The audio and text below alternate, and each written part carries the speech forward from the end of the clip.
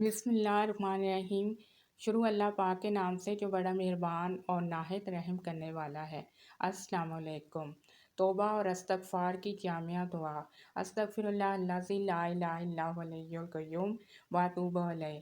میں اس اللہ سے معافی مانگتا ہوں جس کے سوا کوئی معبود نہیں، وہ زندہ اور کائنات کا نگران ہے، اور میں اسی کے حضور توبہ کرتا ہوں۔ یہ کلمات پڑھنے والے کے گناہ معاف کر دیے جاتے ہیں، اگرچہ وہ میدان جنگ سے بھاگا ہوا ہی کیوں نہ ہو۔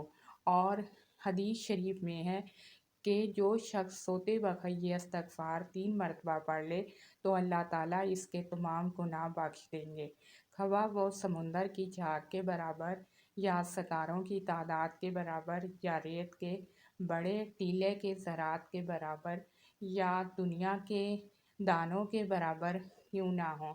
اور اس کے بہت سی فضیلتیں اور برکات ہیں۔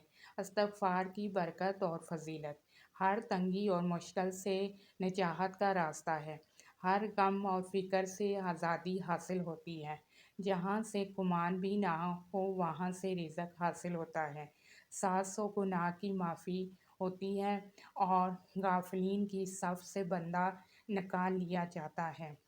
اور اس کے لیے وظیفہ جو کہ رجب میں کیا جا سکتا ہے وہ یہ ہے: استغفار ہر مشکل سے نکلنے کا وظیفہ جو ہے رجب میں کر سکتے ہیں، اور یہ تمام گناہوں کی بخشش کا ذریعہ ہے۔ استغفار یہ وظیفہ جو ہے دولت کے لیے، مال کے لیے، خیر و برکت کے لیے، اور کاروبار کے لیے، اور حفاظت کے لیے، اور دعا کی قبولیت کے لیے کیا جا سکتا ہے۔ یہ رجب کے مہینے میں کر سکتے ہیں۔ ہر نماز کے ساتھ 100 مرتبہ استغفار پڑھیں، نہیں تو دن میں 500 بار ایک دفعہ بیٹھ کے پڑھ سکتے ہیں۔ اور اگر آپ کو مشکل ہے تو آپ اس کی زیادہ سے زیادہ تسبیحات کریں۔ اللہ پاک آپ کے لیے خیر کرے اور آسانیاں کرے، آمین۔